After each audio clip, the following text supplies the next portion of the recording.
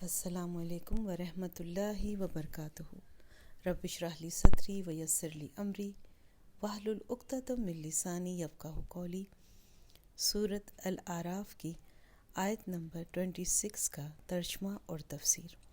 اعوذ باللہ من الشیطان الرجیم، بسم اللہ الرحمن الرحیم۔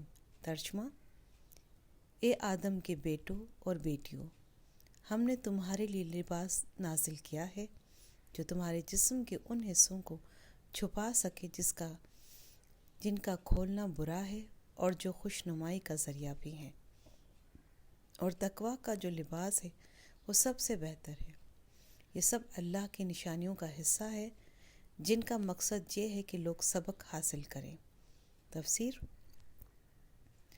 آیت 26 تا 32 اہل عرب کی ایک عجیب و غریب رسم کے پس منظر میں نازل ہوئی ہے، جس کی تفصیل یہ ہے کہ مکہ مکرمہ کے قریب رہنے والے کچھ قبیلے مثلاً قریش ہمس کہلاتے تھے۔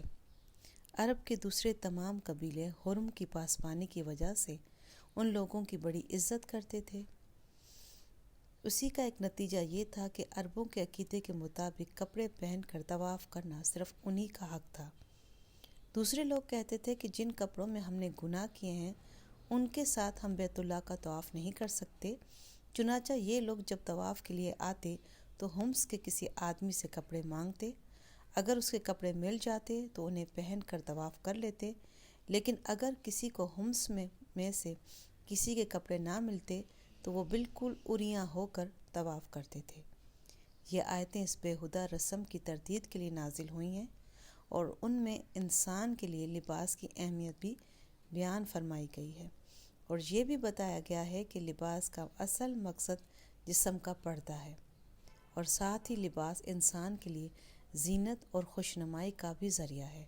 ایک اچھے لباس کی صفت یہ ہونی چاہیے کہ وہ یہ دونوں مقصد پورے کرے، اور جس لباس سے پردے کا مقصد حاصل نہ ہو وہ انسانی فطرت کے خلاف ہے۔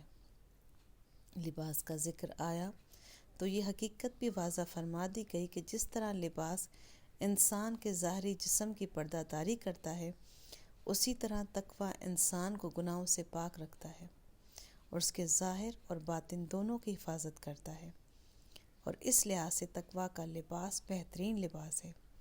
لہذا ظاہری لباس پہننے کے ساتھ ساتھ انسان کو یہ فکر بھی رکھنی چاہیے کہ وہ تقویٰ کے لباس سے آراستہ ہو، یعنی لباس کا پیدا کرنا اللہ تعالیٰ کی قدرت اور حکمت کی نشانیوں میں سے ایک ہے۔ سبحان ربک رب العزت عما یصفون وسلام علی المرسلین والحمد للہ رب العالمین۔ جزاک اللہ خیر۔